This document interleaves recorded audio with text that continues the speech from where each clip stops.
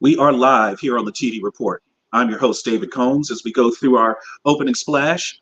Thanks for joining us today on the TD Report. I'm here with your co-host, Tony Kennedy. How you feeling today, Tony? A little bit down, as you A can little bit see. down.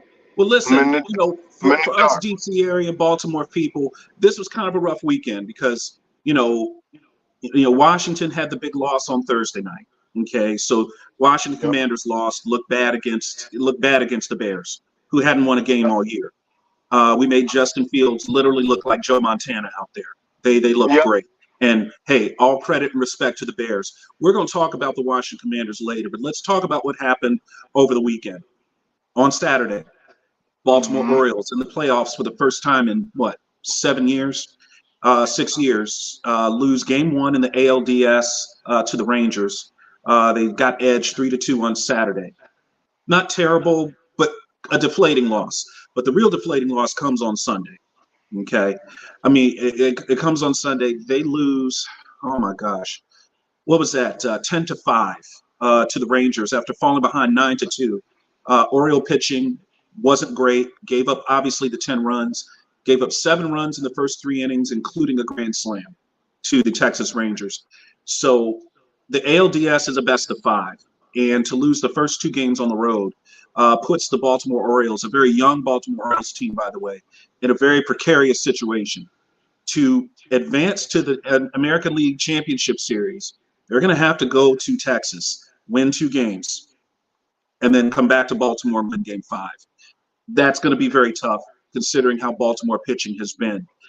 Tony, what do you think about these young birds and their chances of possibly advancing just to get to the ALCS?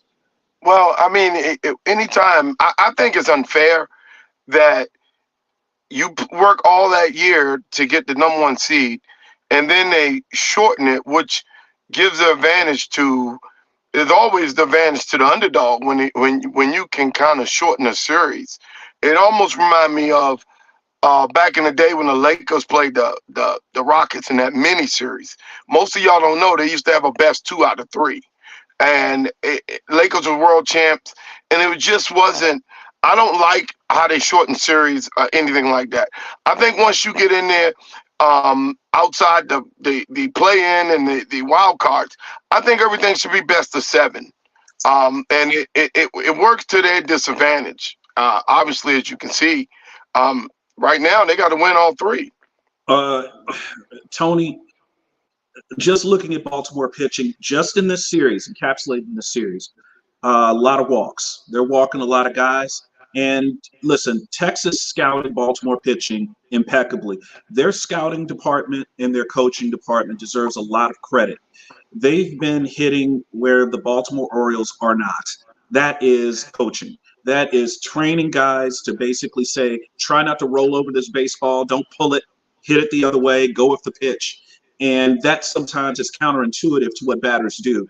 They have to be trained to do that. They have to know, hey, we're trying to hit the ball to the right side of the diamond because the second baseman's going to be playing closer to second base for the double play.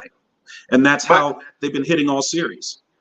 but Dave, from the training that you had with your son being in one of the best leagues, uh, it's just to me that this, I mean, is unfair. I mean, I'm not really an Orioles fan, but it's just not. This is not right. I mean, kudos. I'm not taking nothing away from Texas, but this. I mean, in 3 games, their season could be over, basically, and Definitely.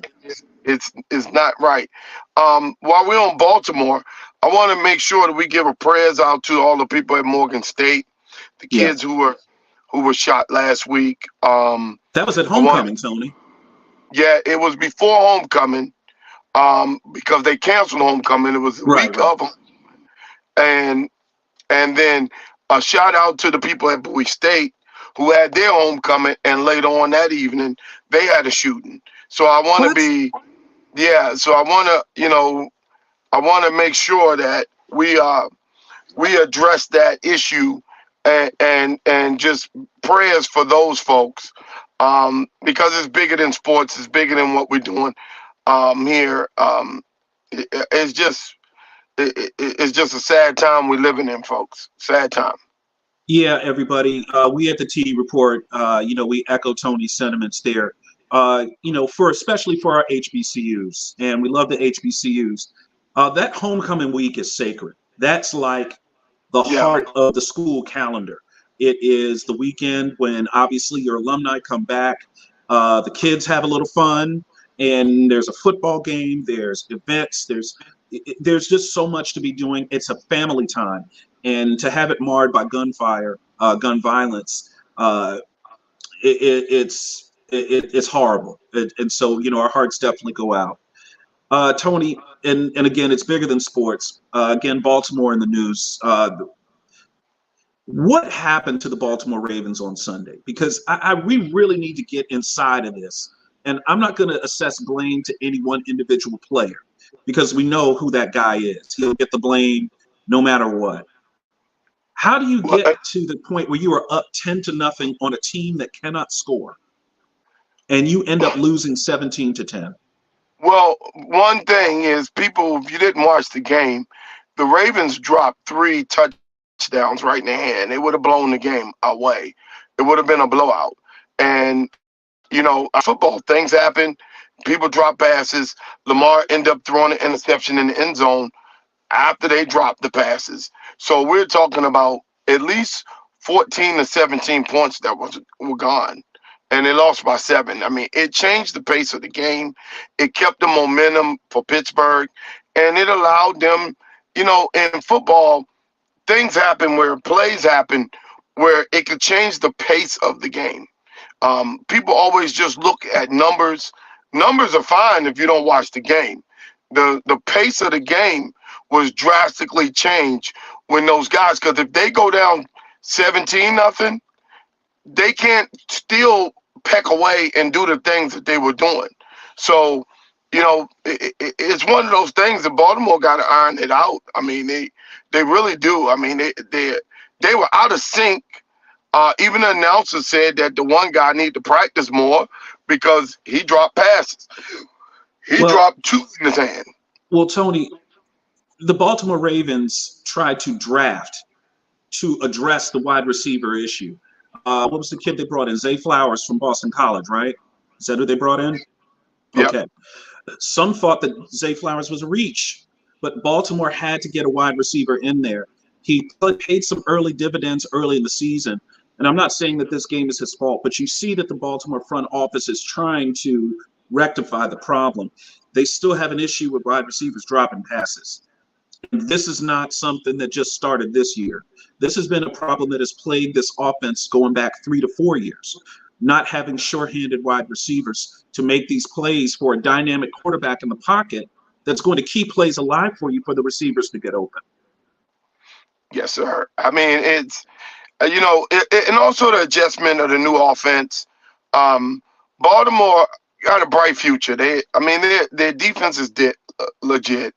I still think they're going to win that division because Cincinnati is hurt, and what happened to Cleveland, losing their main running back. So it's Baltimore's division to lose. When you see they got to play Pittsburgh at home late in the year, they got to play Cleveland at home Cincinnati. late in the year. Yeah, and they play Cincinnati, but they got two of the big games late in the year Yeah. at home. So Yes. that right there is going to be an advantage when you're looking at it. They're top of the division with Pittsburgh right now, 3-2. But when you got to start looking at what they got on the schedule late on in the season. And I think as long as they keep Jackson healthy, I think they're going to be okay. And remember, I think they're going to be a tough out in the playoffs because if they can keep the running game going and get some help from wide receiver, because all they got is Andrews right now. And Right. it's just having one tight end and nothing else around. You got to get real creative. And again, first year in a new offense. So, And listen, we're not taking anything away from Pittsburgh, who played great defense. They did what they had to do, and hey, shout out to TJ Watt. That guy's absolutely incredible. shout out to him. He, I mean, I'm not going to knock what the Steelers have done or tried to do with that defense to keep it healthy. Obviously they lost a big part of that interior on that defensive line. Thank goodness for TJ Watt coming out to save the day. But that defense did, basically did the Steel City proud. Yeah, So, shout out to number Mike Tomlin and his what is guys. this? Was number 56 made the play of the game when he knocked the ball out of Lamar's hand? I mean, it was just Strip sack.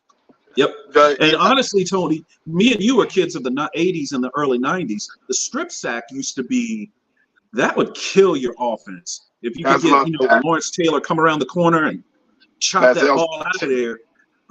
Yes, You don't see the strip sack or the blindside hit as much as you used to. You just don't see it anymore. But when you can get one, knock that football out of there, that literally changes everything with the bounce of the football. no, you don't. And I think, as we get on in this season, these teams now passing the ball, you got to get to the quarterback. You have to get to the quarterback. I mean, everybody know in this league, stop the run, get to the quarterback. That's the goal. That's right. That's what you have Amen. to do. Can you get Now, to the quarterback? Now I'm starting to get some chats from people. Hey guys, we are waiting on our showrunner. Once we get CJ, our Dallas Cowboys insider from last week, we're just waiting for CJ to be entered into the show. He should be in the green room in the next couple of minutes. Tony, you got folks waiting on you, boy. Well, hey man, I'm gonna let him explain. Hey, listen. The craziness that happened. We're gonna lead into this real quick. If you weren't on, we don't have the replay of the show. We'll do the little thing where you go back in the future, back to the to the past. He was on here talking some major stuff for the Cowboys. And listen, he was talking to you got to give the Cowboys fans credit. When they talk their stuff, they talk their stuff. So we did ask CJ, win or lose, if he would come back on the show. He said he would. So we're just waiting for him to pop up on the show. So don't be texting me, guys. I'm waiting on him to get on the show. If he ducks us, that's on him. We'll talk about that later. I don't think he's going to duck us. He ain't going to duck us like Tomlin did. Tomlin done ducked us for 3. Is he going to play the ukulele this time? So that's what people were wondering, if he was going to bring out the little baby guitar or whatever and play that for us real quick. Yeah, that's my text. That's my text. That's not these are people hitting me on my text. This isn't the show. Okay. Yeah. We wait. I don't know if anyone's ready to get on him yet.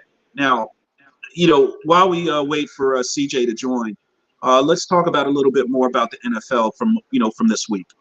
Rough news coming out of New England. The Patriots lose again. And now there's some potential dissension in the ranks, as insiders or sources have said that Mac Jones is claiming that he can't play with that garbage, quote unquote garbage, which is his offense. So he was benched, by the way. So what's going on in New England? Is Bill Belichick who we thought he was? He has not been what we are used to seeing when he had Tom Brady in his prime. Now that Tom Brady's been gone, I think now 4 years? I think this is his 3rd. He played 2. This is the 3rd. 2. This is 3rd. Yeah, this is 3rd year. I mean, he played 2 with Tampa, and then he retired. So 2 with Tampa, and then retired. Okay. Yeah. So this is his 3rd year without Tom Brady. It doesn't look like this is a playoff team that got blasted by Dallas 2 weeks ago, and they lost again this week. The division is slipping away, quickly, right? And, it just begs the question, is Bill Belichick who we thought he was? He doesn't have the quarterback. And by the way, this is going to be a recurring theme. Does he have the quarterback to get him to the playoffs in Mac Jones? Well, you're about to find out. I think we're finding out. I mean, they're what? Are they 0-5? No, they're 1-4, I believe. Okay, yeah. 1-4. That's not going to cut it, TK. I believe. I don't think they're the Carolina and is it Carolina's the Owen whatever team? Oh, it was Chicago till they beat the Redskins. They were Chicago's 0. 1-4. Yes. Chicago's 1-4. I think New England's won one game. And Chicago But should be 2-3 because they choked in the Denver game. They should be 2-3. But Chicago is 1-4 at this point. And it's Tony, you've said this many times. This is a week-to-week league. And all the New England Patriots have to do is win a couple of games here or there. They don't have to win them all. They just have to win a couple of games and keep it just look respectable. And I think that people's ideas about what Bill Belichick is would change. But when you go from where you're winning Super Bowls, getting to the the AFC East championship, winning the AFC East, moving into the AFC playoffs, and then you're down here where you're 1-4 in that 0-5, 1-4 range, and not looking good when you play, it speaks a lot to recency bias. The last 3 years haven't been the best for New England. yeah, it's it's dampering and it's putting a black mark on Belichick's career, and everybody's saying that what he's done without Brady. I mean, that's fair. I mean, it's fair, but Bill Belichick was a hell of a defensive coordinator for the New York Giants. He took Cleveland to the playoffs. He did. Back in the day, and now I mean, listen, perfect. It was a perfect mix that he had with Brady and Belichick, and man, people don't know how hard it is to actually coach. He had to come up with the system to realize that Brady, could maximize it. So it is what it is. All right, ladies and gentlemen, we welcome to the show, CJ Richardson. How you doing, CJ? Hey, what's happening? What's happening? Good Monday. Hey, happy Monday to you. Thanks for joining us here on the TD Report. Thank you for returning my text. Glad you got it. So listen, let's get right into it. This is the massacre. I'm going to name it. This was the massacre at Levi Stadium. That's what this was. All right. They jumped out the bushes on y'all, man. Right. So you want me to come on here mad? That's what you want, right? Oh no, I need answers. Okay, you get answers, right? Let's go. First of all, first thing I want to tell you is what week is it in the season? What week is it? Week 6 What? now. That was week 5. That was week 5, right? Week 5. Right. Nobody's won the Super Bowl or lost it in week 5. I want to just be clear when I say that. You know what I'm saying? It was a devastating loss yesterday, but in totality, it ain't even the end of the world. I'd rather get it week 5 than get it week 18, week 19, because that's when it really matters. See, before the season start, right, there were games on the Cowboys calendar. Everybody had circle. It was a want-to-win game, but it wasn't a must-win game. As we dig into it deeper through this program, we'll get into some other things that I see that I didn't like. But once I've come back down off an emotional roller coaster over the last 24 hours, what I discovered was, you know what? It's 12 more weeks away, regular season to play. It's a long way. Right. We lost some games last year that we shouldn't have lost. We won a few we shouldn't have lost. That's NFL football right now. You never know how this thing is going to go. 49ers were a great team. So if you're going to lose to a good team. I was a little bit saddened about the way we lost, but the fact that we lost, I can take a loss during the regular season. The Arizona game was more heartbreaking, to be honest with you, because it was the one that you thought you should win. I would say this, CJ. Just watching the game, okay? Right. You've got all of the fanfare, right? This is the national game of the week, Sunday night game. Every Cowboy, not to interrupt you, but every Cowboy game is the game of the week, buddy. I agree. Hey, that too. Okay. It's 26.1 million people watch this game. It's the highest rated game since 2005 or 6 or something, maybe sooner than that. 26.1 million people watched that game, and 26 million wanted to see Dallas lose. It's okay. We get that every week. See, we the game of the week every week, as I stated. So a lot of people want us to lose every week, and unfortunately, it doesn't happen every week. Right now, we sit at 3-2. So it's all's not lost. The playoffs is one of those things where you want to get in. Just get in first. Hey, you've always got the Texas Rangers. Ah. Uh-huh. Uh-huh. But I live So in listen, Richmond, Virginia. I'm a fan of the Cowboys. That's America's team, so you don't have to be in Texas, partner. let's talk about this also. Yeah, I did. You're a Richmond guy, and we're going to talk about some. We need to talk a little bit more about Virginia in terms of Virginia Tech and UVA football, but we'll get to that in a minute. Let's talk about this. First two drives that Dallas had the football, 6 plays run. They were already down 7-0, right? 3 and out.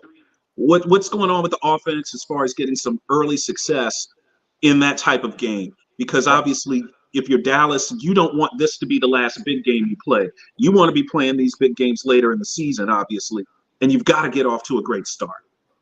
right. Well, see, what happens is if you rewind the tape, I'm consistent with everything I say. So whatever I say on Facebook, there's no filtering it, getting around it, making it up. I'm straight to the vest in all my comments. I told you guys last week. I said the Mike McCarthy offense is great for when you're playing teams that you're supposed to win. More than likely, you can control the ball. They're trying to make Dak dink and doink offense. Basically, it's passes of or handoff extensions. Curls, hooks, ends, backside of the backfields, wrap around plays to the back. Man, it's nothing special. We've controlled the ball. Every game we've won, we've controlled the ball. Okay, but when you get in a dogfight against a team that has an equally impressive offense and defense, as I stated previously, I said, what happens when your approach doesn't work? And we found out last night we didn't have the answer. We wanted to control the ball, keep their offense off the field, and win with defense. See, last night we got the total package. Nothing showed up. No offense showed up. No defense showed up. And I can even go as far as special teams. Every element that you could check a box to say, we got to do this right, we didn't get a check and we did it wrong. I got to give a shout out to the San Francisco 49ers.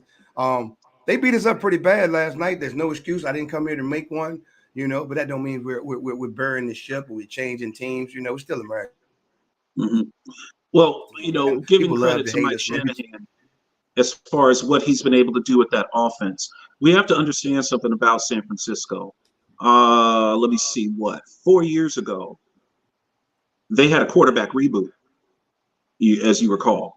And they were moving on from a quarterback that had taken them to a Super Bowl and was probably one throw away from winning a Super Bowl to beat the Kansas City Chiefs. And that I'm talking about Jimmy Garoppolo missing that pass, that deep pass Oh, I that remember. should put the ball on the guy. Okay. Usually when you reboot at quarterback, you step back and you're going back about 4 years in terms of either bringing in a free agent guy that knows what he's doing. Maybe you can get back to where you were faster. But what Shanahan has been able to do in the last few years, first drafting Trey Lance, which didn't work, obviously. When Trey Lance and Jimmy Garoppolo got hurt, they had to turn to Brock Purdy, and it looks like they drew on an inside straight and hit. Okay. Brock Purdy has been very effective Let's for talk the 49ers. Let's talk for a minute. I'm not going to call him What a you system guys do quarterback. is I'm y'all pretty paint a deep. picture. Y'all paint a picture of how fantastic San Francisco is. Okay. Now let's go to some real points. What have they won with all this fantastic, whatever you want to call it? You want to sugarcoat it. Brock Purdy is the next big thing. Didn't they lose last year? Did they win anything last year? I'm just asking. They got beat up on national TV too. They win a couple how could rounds. they win last year? They had three quarterbacks injured. That's my point. They were trying to ask Brock Purdy to throw No, but left-handed the way you're because saying, he what tore you're up his saying right is, arm. they So rebooted that quarterback and they won something. They ain't won nothing yet. They won a bunch of regular season games. yes, they have. That's all they won. Can we agree on that? Oh, there's no Okay, need to so what agree. you're doing is That's you what the hyping facts them are. up. You hyping them up like they have won something already. No, what you're doing is you're saying, oh, San Francisco. But realistically, you can only say they won 10 in a row. Most of them was regular season games. That's it. That's it, though. But you sugarcoating. You sound like Stephen A. Smith right now. What? Yeah. I sound like Stephen A. You Smith. do, yeah. Because you're putting Hey, some listen, icing on a I don't cake have that a you didn't cowboy even hat, bake yet. and I don't have a cigar today. Yeah. But let me tell you, what they've done organizationally to get back to where they potentially could get to a Super Bowl, because obviously they haven't gotten there yet with Brock Purdy. They thought they would do that last year. But you look at what they've been able to do with their offense and their defense and keep both of them performing at a high level. Right now, you look at, for example, a Dallas, okay? Dallas has some potential problems on offense, but wouldn't you say? Wait a minute. Let me address some of this. So This ought Dallas' to be good. problem on offense, I think, is that running back, my man number 23 needs to get the ball a little bit more. They need to get him involved in between the tackles to loosen it up. Why I say this is I have arguments with Ray Lewis, and what he told me is he loved when Eddie George was in the game, just pounding at him, because they can feel that and they like that. But what he hated was when they went to the bench and got someone else who was quicker, faster, probably not as good as Eddie George, but it was a change of pace. We keeping the same pace. We can't keep the same pace. We need someone in between those tackles to loosen it up. Whatever they're doing, they're not being creative on offense. That what CJ said, they're just not creative on offense. You can't go 6 of your first 7 series, 3 and outs, and expect your defense to keep holding up. You can't do that because now it changes the pace of the game. Now, what Parsons was saying, so let's go to what Parsons said. When everybody's calling my man delusional, my man is out there actually playing. For some of you dudes who've never played at that level, but you want to keep calling people delusional, what Parsons is saying is that the pace of the game from a couple plays, it was 14-7. We got them off the field, and they called a damn thing, a hit to the head, which they rarely call on like that in that close. So that play, along with another play, it was another play that they had that was a close call. These plays changed the pace of the game. Now, did they beat the shit out of Dallas? Yes, they did. Right. But that changes paces of games. So let's not, go and just think they're the best thing since sliced bread. They won the game. Dallas got beat. There's no excuses. But beware now.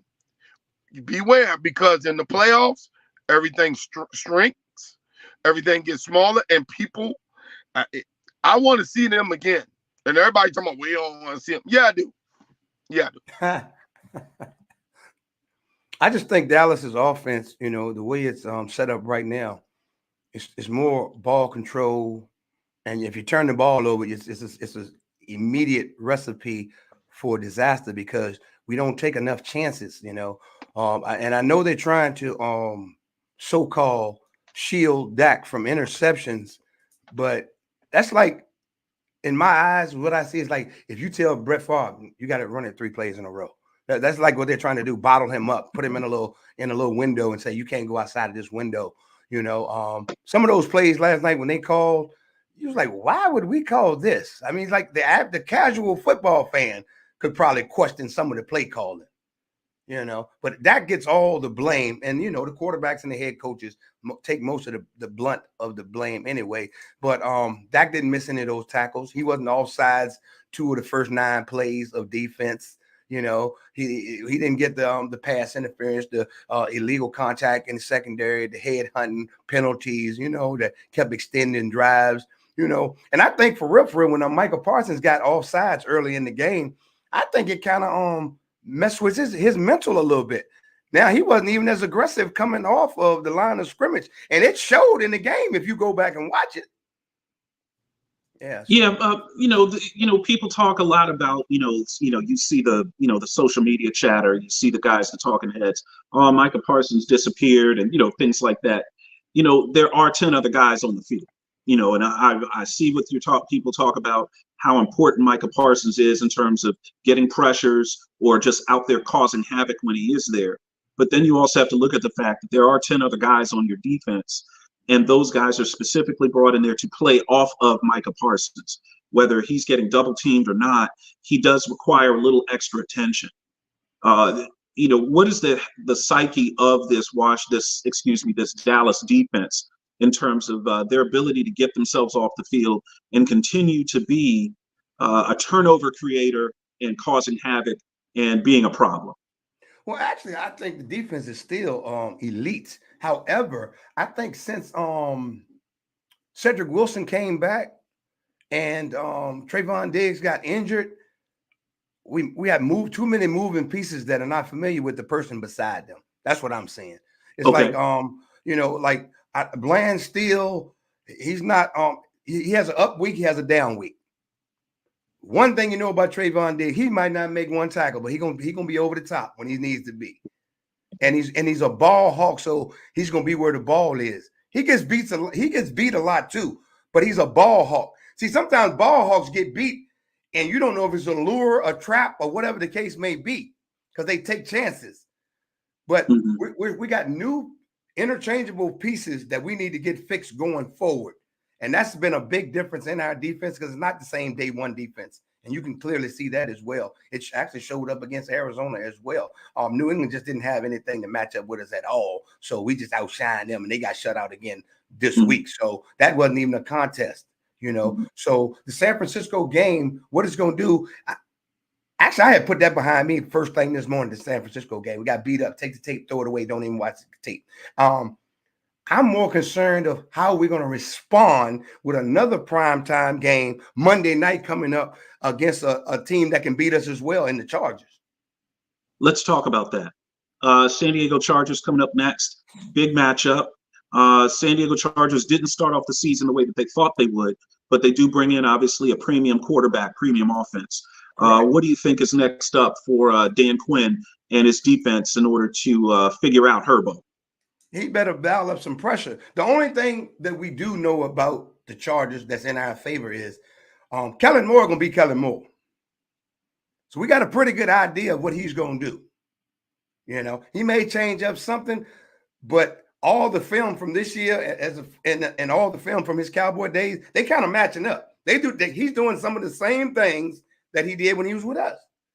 So it shouldn't be a problem. If we have a problem with them, then it's more of a schematics, because we already know the game plan, So I'm looking more for effort and discipline. That's where the ball stops with the Cowboys. It's more effort and discipline, because when we get the 10 penalties for 115, we're not winning any games. Hey, Tony, what do you think about that San Diego defense? Well, I mean, I can't worry about all the rest of them. When you talk about this matchup, it's all on Dallas, man. I mean, their offensive line, if they're together and they're rolling, they just got to do a better job, man, between them tackles, so we can have options, man. It's not rocket science. Dak does have to. I think that sometimes, man, he got to take off and run. He looks like he's indecisive, CJ. Right. And he's not putting the pressure on the defense. Well, he was before. You remember before he was putting pressure on the defense. He's not doing that anymore. And it's helping the defense out. So how can Dak, okay, you got to realize Dak is in extension talks. It's just like before he got the big check. Okay. He's pretty much back in the same box again. So he's doing what he's told. He's being the employee of the month. You know what I'm saying? I'm just being real, because that's how I keep it real. I like that. He's being employee of the month. The coach is fighting for his life. So he's putting his imprint on the game. He's going out his way or no way. We all know that. If you at your job and you're on your third strike, you got to do it your way. So Dak is trying to be, hey, employee of the month to McCarthy, do it your way. Hey, and basically what he's telling Dak, hey, guy, I just want you to manage the offense for me right now. Let's go out there. We're going to sling it around 25, 30 times, 6-7 yard pops, and 3-4 times we're going to go downfield. That's the game plan. Dak's game plan, if you look at his career, man, Dak has thrown 50 plus times, many a times, 40, more than that. So now you're taking away him from controlling the game from his perspective to play coming in the helmet, trap over tackle, 2 on 2. He's trap over tackle on 2. So it's a whole different concept for him to get used to as well. Then when you call a pass play, the line breaks down because we're still getting that straight too. We got a lot of inter-moving parts on offense and defense that hasn't been there connectively the whole season. We had the 3 linemen out. They just got back. This was their first game back this week against a tough 49er team. Nobody thought that was going to really, really work. So it's like growing Who was pains. the start? Who started on the offensive line this week? Oh, everybody, all the stars. Everybody. You had them all, but we know, some of those guys aren't going to be 100%. I mean, let's be honest. This is the NFL. Correct. I can respect that. Yeah. So you're trying to bring, reincorporate some starters that were out for a couple of games here or there, some spot starters that had started before that. I get it. I mean, welcome to the NFL, like you said. 12 weeks more to go. Truth be told, the offense that San Francisco run is the one we should run. Get the ball, move the quarterback out of the pocket, run those screens. You know what I'm saying? Quick ball motions, but they do theirs with a lot of misdirection and moving parts. Ours is you line up at tight end, you run an in or you run out. Yep. Yeah. So, this is going to be an interesting situation for Dallas as they try to figure out the way forward.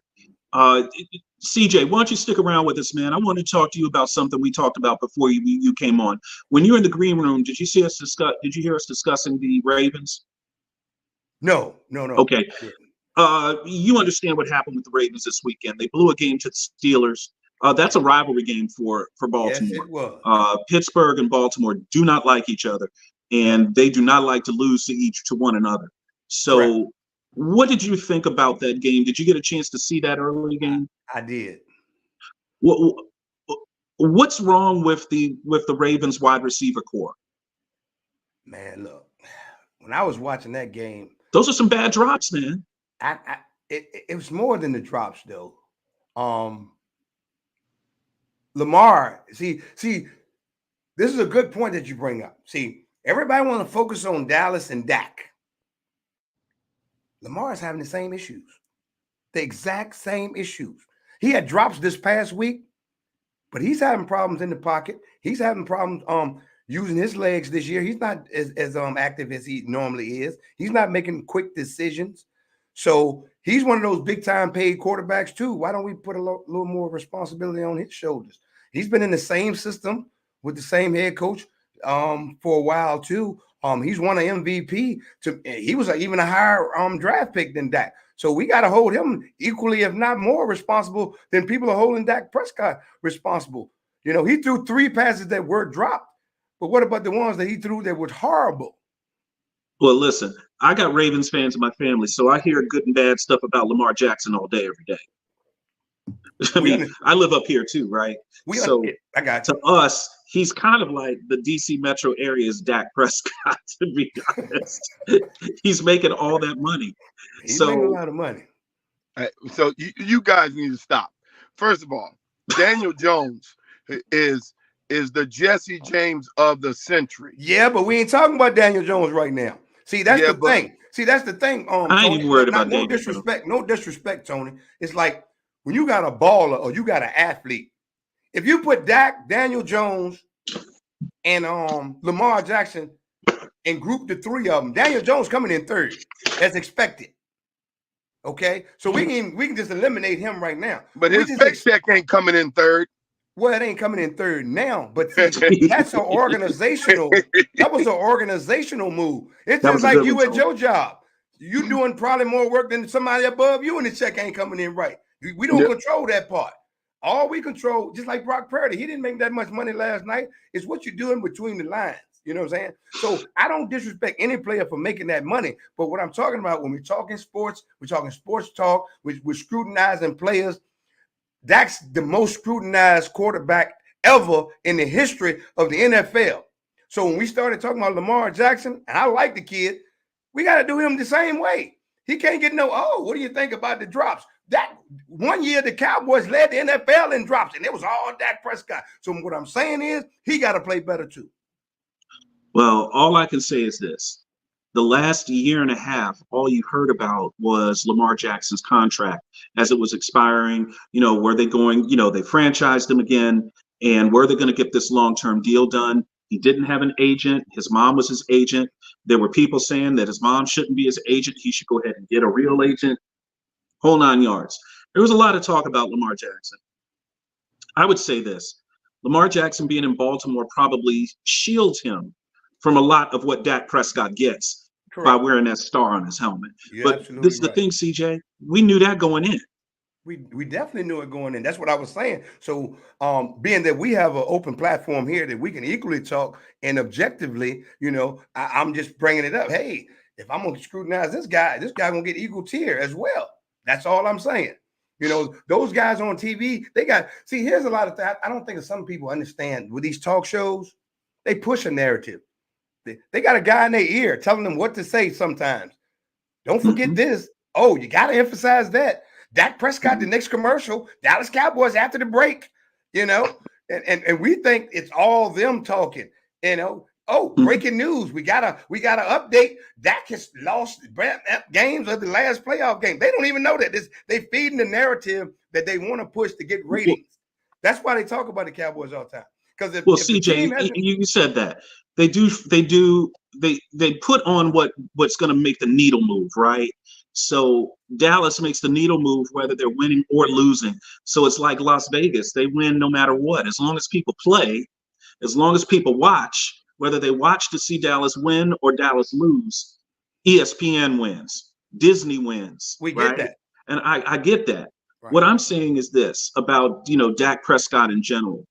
The burden that goes with wearing that star on your helmet, playing for Jerry Jones, playing at AT&T, playing for America's team.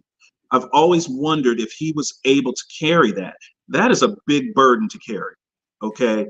It's like you're replacing a legend, at a particular position. It's like stepping into the quarterback position in New England. What legend did he replace? Oh, it's not that he replaced the legend. I'm saying it's similar to that. When you step into that quarterback role as a Dallas Cowboy quarterback, you're stepping into that long legacy of guys that have won Super Bowls. If you don't win them, who are you? Tony Romo went through this, and even he couldn't live up to it. I thought he was a decent quarterback. He was decent. But he was decent. That's a tough role. That's a tough crown to wear. Is all I'm saying. We always have a missing piece, and we had our best opportunity to win some Super Bowls in Dak and Zeke's first 3 years. Correct. We did. Yeah. The money was cheap. Everybody's talking about Dak's taking all the money. We can't surround him with players. We had Dak for a biscuit. You know what I'm saying? A biscuit with some cheese on it. Yeah. $400,000. Zeke all that money. You paid Zeke all the money first. He got it. That was after like 4 or 5 years we paid Zeke. Yeah. But I'm talking those first 3 years, both of them were under rookie contracts. Rookie deals. Not costing anybody anything. And that was our prime time to get the job done. And then after that, you know how this market works. People worry about what's he getting paid. Players are getting paid the market value now. And I'm not mad at that on any team. Some of these guys, the checks are freaking outrageous.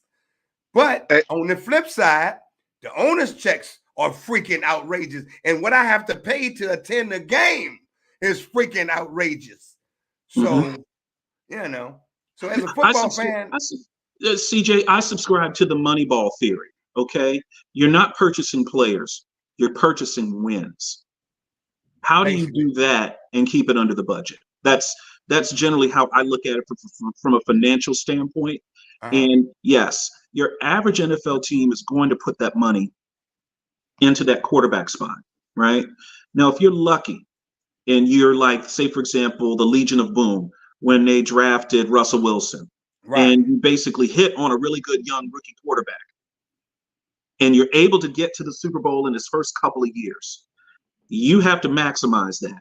You have to basically, the way that the NFL works now, if you've got a quarterback like a Brock Purdy or a Russell Wilson on a rookie deal, you have to get that Super Bowl out of him by year 3.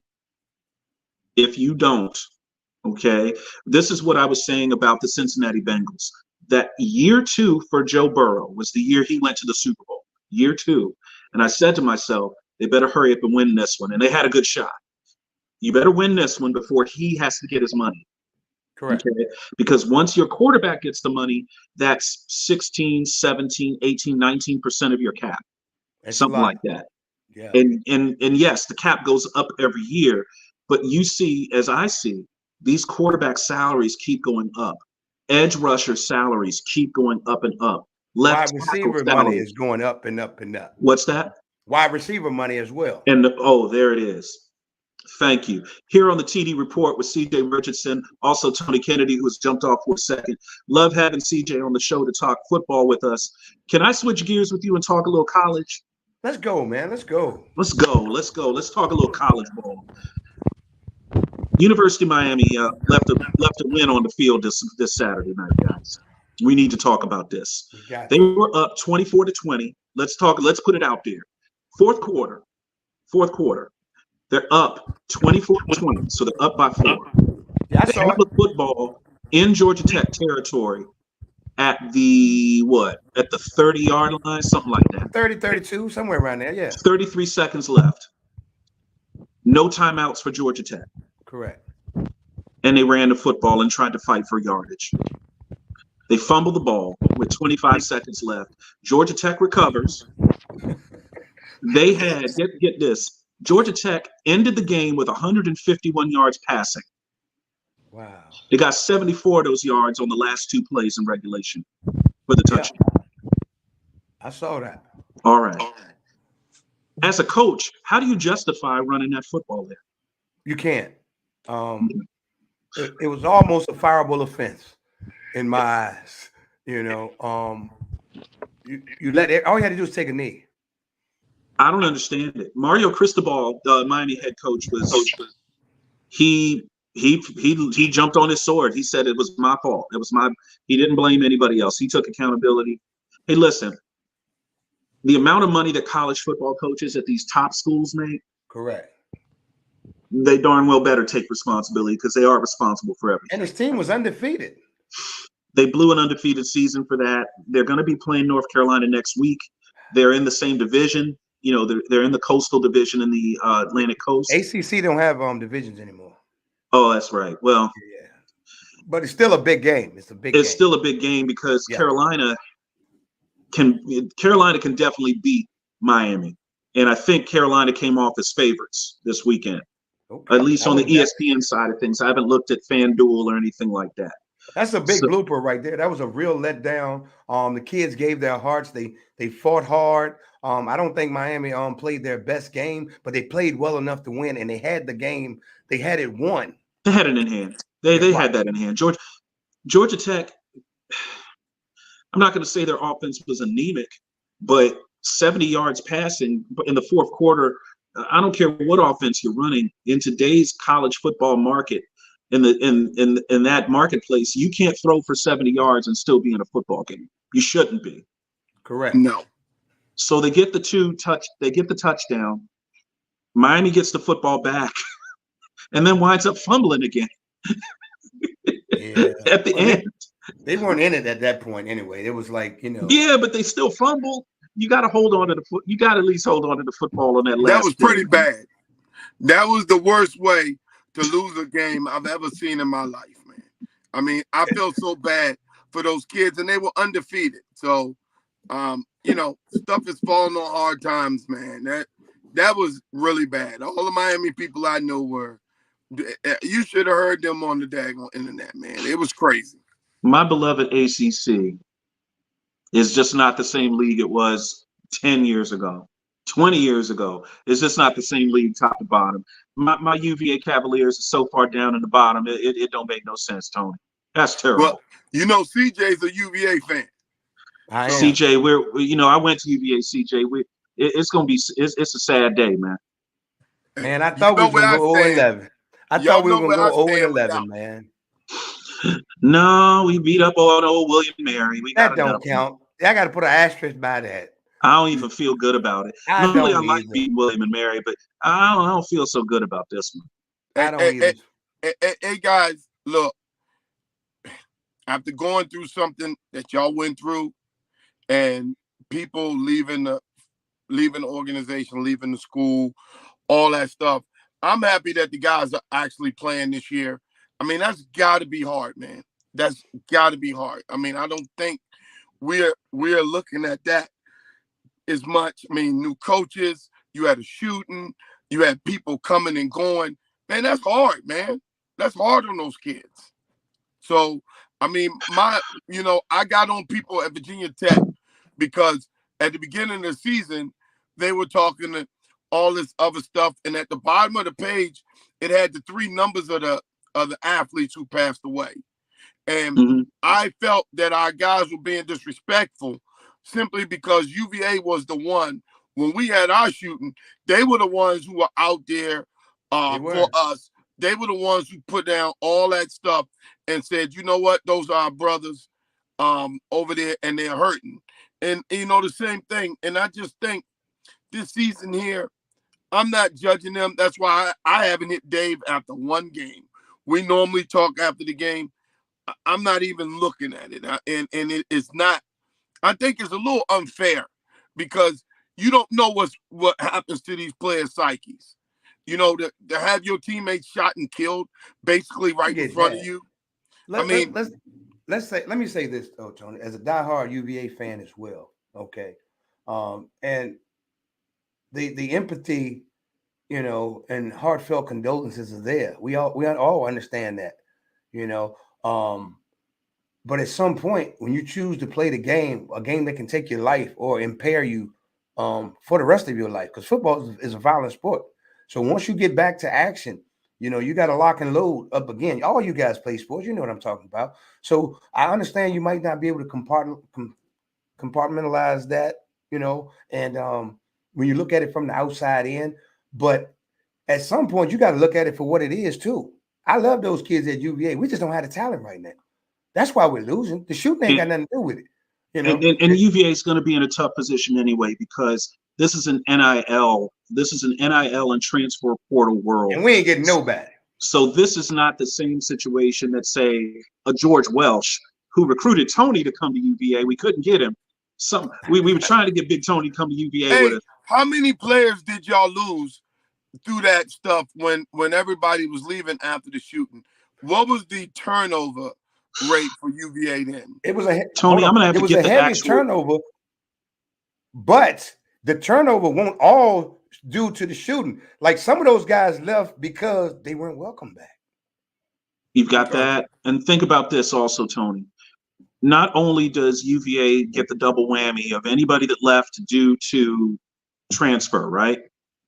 Yeah. You also have to figure the fact that you have guys that didn't get to finish that season last year.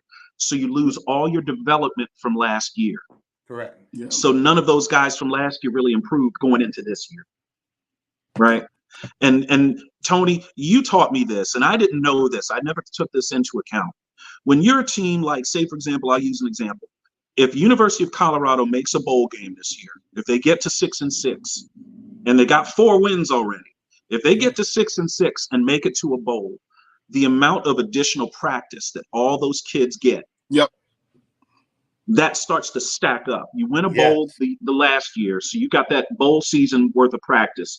You go right into spring football, that's another set of practice. You add all of that in over 2 or 3 campaigns, and those guys that were with you at the very beginning that were redshirt freshmen or freshmen, they've got all this type of experience. So when someone does get hurt and you put in somebody, hey man, this joker's ready to go, coach. He can play. Get him in there.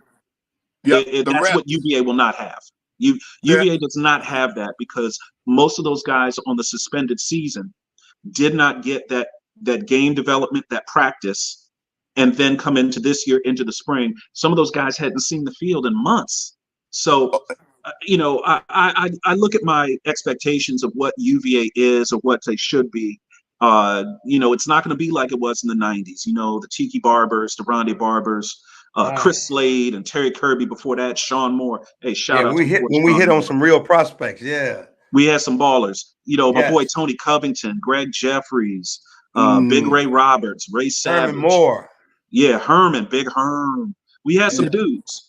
So I look at it like this, guys. I'm not going to say anything negative against Tony Elliott as far as his X's and O's or anything. Tony Elliott is out here just trying to hold our program together.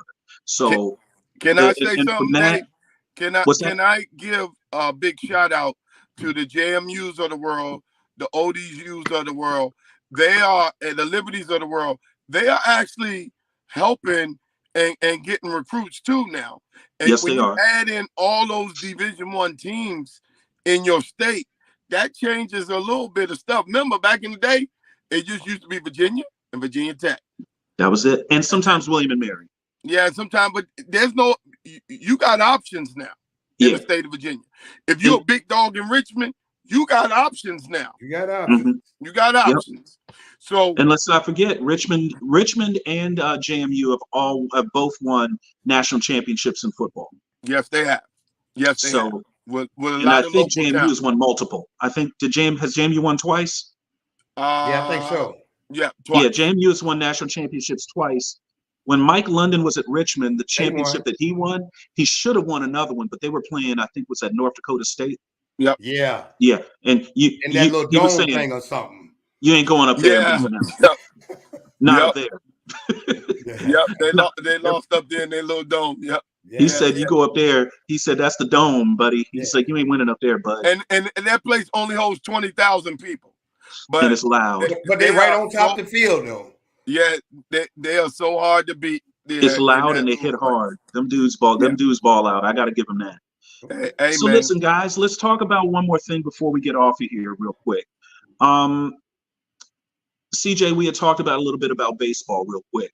And I know you're not a Rangers fan, but let's talk about the ALDS as far as how they've aligned the leagues in terms of the seeding. So the Baltimore Orioles are the number 1 seed in the American League, and they get the bye in that first round, so they don't play in the wild card round, right, which is best of 3. But now in the division series, they play a best of 5, and now they're down 0-2. Got to go to Texas to play the next 2. Well, they got to play 1 to even stay in the series. Correct. What do you think about that? Should Major League Baseball look at reseeding after the wild card? It's been talked about, man. It's a tough one for me because I can see it from both perspectives. You know, you work 162 games. You know, that's enough time to get in where you fit in. You know. So, you know, if you're number 1, you're number 1. If you're number 2, you're number 2. If you don't win the division, you don't win the division. So I don't think so. Because some divisions are going to be tougher than others. You're going to beat up on each other. Your record might not say you're good, but you're a better team. So a number 1 team could actually play a team that's seeded lower that's just as good as them. It's just the seeding. Mm-hmm. So I could see it from – the commissioner just spoke on this not too long ago. About the reseeding, and I think he was not in favor of it, you know. So I'm kind of like old traditional style baseball. I was kind of like, you know, when they added more teams to the playoff, TV revenue, because we'll add anything for TV revenue. Money just makes you do all kinds of things, you know. So my thing was, if we're gonna do all that, the reseeding, we might as well expand again, because all you really want is money, and you want to create matchups. I love it. Hey, guys, let's talk about some of the errors that I made on the show. Thanks to Darius Thomas, who texted in. This is Lamar Jackson's first year with this particular OC, so he hasn't technically been in the same system, TK. Oh, no, I knew that's what I said you got earlier. That? All right, cool. It's a new offense. It's a slightly new offense with a new OC. Yeah, it's a new OC. The guy came from Georgia, so, yeah, I mean, you got to give him a little bit of time. But those receivers need to be on the jug machine as we speak. Catch the football. They need to be on the damn jug machine. Hey, thanks to Darius Thomas. Hey, Teron Page had a question.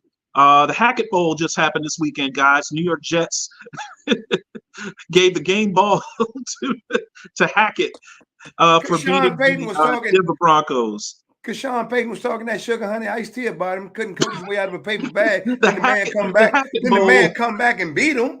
Hey, CJ, when Caleb Williams put out his list of 5 teams and the Cowboys were on that list, that got a little intriguing with me, man. I think now I'm playing chess.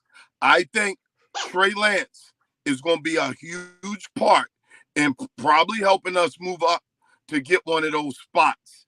Because let's say if it's someone like Chicago, okay, they wanted a swap or to get us that pick. and he doesn't want to go play there, we may have to give up somebody like Trey Lance to go get him, to go get that thing, because I see why Caleb Williams want to play in a place like Dallas, because of the pressure. He's used to it, because of the star, because of what you and Dave just said, the money, the recognition, being on TV all the time, being that guy. And guys, I'm always looking to improve, and I love that. Let me But tell you damn something, it, Tony. if we can get that guy, Tony, and you my boy. Tony. Ain't no way we getting Caleb Williams. I know, but it sounds good. It do sound good, but ain't no way in the world. You know, teams are already tanking. People are already tanking, boy. They want that dude. Yeah, hey, man, hey, fellas, but look here, Dave. If people say this league is kind of, it's about money, this and that, the Dallas misery, they can't stay down for long now. What happens? Can Jerry pull that off? I mean, does he have enough to pull that off? There's some people. Some of those teams ain't gonna need a quarterback. What happens when he pull off a deal with one of those teams? I'm gonna go on and say it. Dallas will not win a Super Bowl with Jerry Jones as the principal owner of the team. Blasphemy. Take it to the bank. Hey, look, check this out. See, my only problem with my Dallas Cowboys is we're never bad enough to get the big fish. See, Dallas don't have bad seasons. They have bad seasons based on expectations. They have up and down seasons. No. Listen, a bad season is like 2-15. See, Dallas don't have those. That's how you get the big fish, is what I'm saying. See, Dallas don't never have bad seasons. They always round. The worst you're gonna catch Dallas is 8-8. Somewhere around there. 6-10. What year was that? 2020. How we got Parsons, but that that's due to injury. That's due to injury. But yeah. my point. And if you look at the last, it was because Romo was getting injured pretty much every other year. What year was Romo there? Oh, what was Romo's last year? Long enough for you to think about it. So on the average, my point is we're never anywhere in the conversation when the big fish are landing, is what I'm saying. You're right. Like every time they have a premier quarterback out there, we don't never be in the conversation. There's never a big fish there to be drafted when we get a top 10 pick in the last 15 years. Nobody there. Was Troy Aikman the last first round quarterback we took? I want to say yeah. I think so. That's 35 years ago. So that's what I'm saying. We're never that bad in a year where the big fish come out. Every time we get 8-8 somewhere, there's nobody there to pick. We always get that 20th, 17th, 18th, 19th, whatever pick. Might have to trade up and get some. We've never been able to get up into that. But CJ, the people who hate Dallas don't give a you know what. No. And that's fine. The haters are going to hate, but they hating. They hate us. And they watch. And we love it. I love it. I love that they hate Dallas. I love being a Cowboys fan because I already know win, lose, or draw. Somebody gonna talk about this anyway. Every morning I wake up, there's somebody in my inbox, somebody on my page, CJ this, CJ that. Sometimes when I feel like talking, I might respond. When I don't, I just ignore. So I got conversation, and I'm never lonely. Oh, I know that. Hey, CJ, we want to thank you for being here on the TD Report. I thank you next Monday. See you next Monday, everybody. Hit the like. Actually, next Monday I'll be watching the game. We're gonna take you up to the game. You going to the game? Oh no, y'all. So y'all come on. We play Monday night, right? Yeah, but we take you to kickoff. We'll take you on. You can get off. We want you to take us into the locker room and tell us what's going on. Let's go, man. We want you to be down on the field. This is what we got to do. The three of us before the season is over. We got to link up at a live game, man. CJ, let's put that together. We're going to do it and get it going because we got to get you down there, man, because we're going to be clowning. I got to come up to your spot in Baltimore. Yeah, up in D.C. at Nassau. Yeah, come and check us out, man. I'll come up there. We'll set that up. Okay. All right. Bet. Hey, All right, appreciate you, CJ. Hey, man, y'all have a great day. I appreciate y'all. Appreciate you, brother. I was just on the TD report, y'all. My Go man. tell a friend. Thank you, sir. Go tell a friend, CJ. Give us a Thank you, shout brother. out on your Facebook page. Appreciate you, man. What I'm gonna do? We talking sports tomorrow night. If anybody's free, you can come on my show. I'll come on. Send me a link. I'll come on in. We'll promote this show. All right. Okay. Appreciate All right, you, brother. Yeah, all Thank right. you, Hey, everybody. CJ. Right. Follow us on Spotify, please. Thanks, All right. everybody, for joining the TD Report. Thank you, I'm baby. David Combs. I'm Tony Kennedy. I'll see It's you up. CJ Richardson. Great show, TK. Thank you. Great show, babe. Late. My man.